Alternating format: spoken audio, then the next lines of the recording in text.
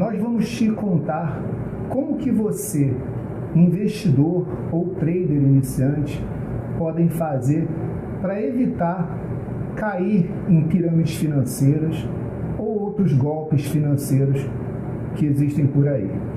Fique conosco que nós vamos te explicar a psicologia por trás dessa fraude e o direito penal econômico para você recuperar ativos desviados dessas fraudes.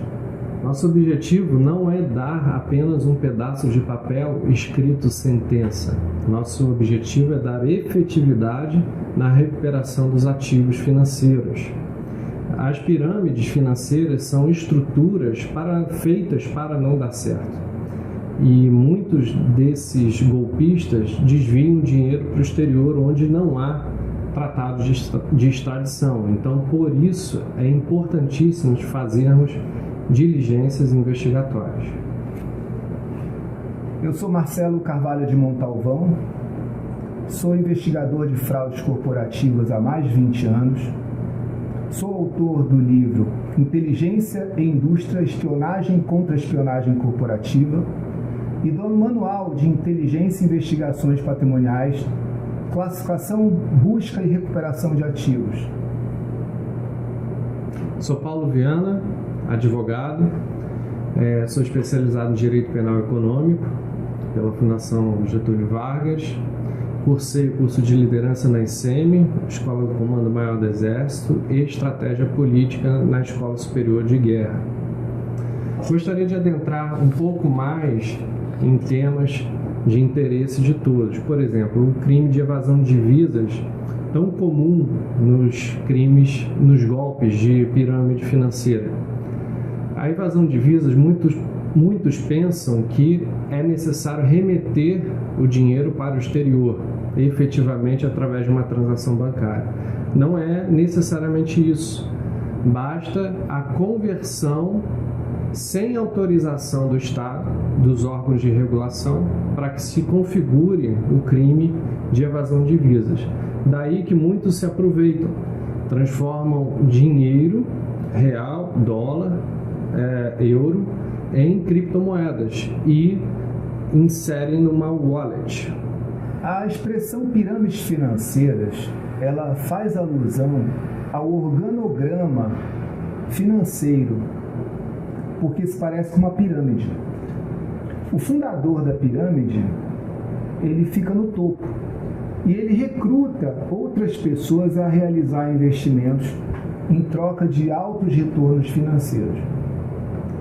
Só que essas pessoas são recrutadas, elas são para receber bônus, receber bonificações, elas são obrigadas a recrutar outras pessoas, de modo que financeiramente a estrutura fica muito parecida com a de uma pirâmide. São promessas irreais, são promessas ilusórias e promessas insustentáveis de lucros muito fáceis, exorbitantes e muito rápidos. Para vocês terem uma ideia, o Warren Buffett, que é considerado o maior investidor do mundo atualmente, vivo, ele tem uma rentabilidade de aproximadamente 20% ao ano. A maioria das pirâmides financeiras prometem 20% ao mês, às vezes até mais, às vezes 2% ao dia. Isso é insustentável. O primeiro caso documentado de pirâmide financeira que nós temos na história foi o esquema de um vendedor de cupons de selos postais chamado Charles Ponzi. Ele era de Boston, Massachusetts, e na década de 20 ele fundou um esquema onde as pessoas investiam supostamente em cupons de selos fiscais que depois de remetidos ao exterior retornavam com um preço maior. O fato é que ele atraiu pessoas de várias classes sociais que depositavam dinheiro na banca dele em troca de elevada rentabilidade. E no começo ele conseguiu e a fama dele se estendeu. Até que um dia um jornalista descobriu que era impossível ele dar essa rentabilidade para a quantidade de cupons de selos fiscais que havia nos Estados Unidos da América. Então, quando essa notícia foi veiculada no jornal, todos os investidores decidiram pegar o seu dinheiro de volta. Foi aí que a pirâmide desmoronou. Por quê? O esquema da pirâmide ele é pagar os primeiros investidores com o dinheiro dos novos investidores. Não existe rentabilidade alguma, de modo que quem fica por último perde. Outro caso importante foi o da Dona Branca, que na década de 50 em Portugal ela fundou o chamado Banco do Povo.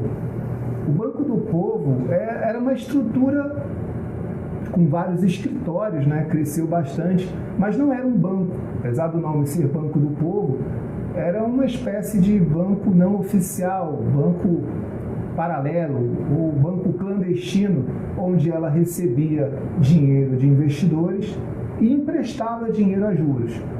Em uma época que Portugal concedia juros bancários de mais ou menos 1% ao ano, a poupança de Portugal rendia mais ou menos 1% ao ano.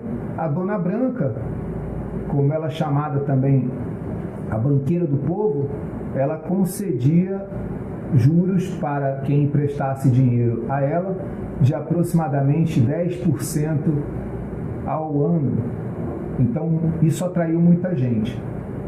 O terceiro caso muito famoso foi o de Bernard Madoff, que recentemente, em 2008, logo depois da crise do subprime, das hipotecas, dos empréstimos à compra de imóveis nos Estados Unidos, ele tinha um fundo de investimento que quebrou quando os investidores decidiram recuperar seus ativos, quando decidiram pedir o dinheiro de volta, descobriram que não havia dinheiro. Lembrando que o Bernie Madoff, ele foi um dos fundadores da Bolsa de Valores de Nasdaq. Então isso demonstra que pirâmides financeiras, elas podem ocorrer com pessoas de todas as categorias, principalmente aquelas pessoas que têm algum prestígio. Então a gente vai tentar aqui te alertar para você tomar muito cuidado, como evitar esse tipo de golpe e como recuperar seus ativos caso você, investidor ou trader iniciante, tenha caído nesse golpe. É muito importante isso que o Marcelo falou, porque deu o histórico, né, dos crimes de golpe em pirâmide financeira. Ocorre que hoje esses crimes se adaptaram à nova revolução digital, a indústria 4.0, que é o meio digital. Então, o que nós estamos vendo hoje é uma verdadeira propagação de crimes virtuais que se utilizam de plataformas digitais, que se utilizam da internet para fraudar pessoas.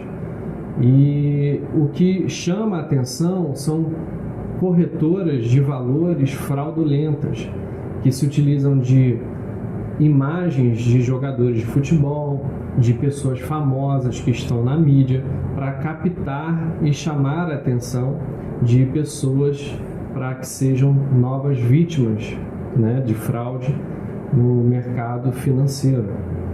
Então é muito interessante a época que estamos vivendo, porque o golpe ele vai se adaptando e é fundamental que você saiba e tenha o conhecimento para não cair nesses golpes.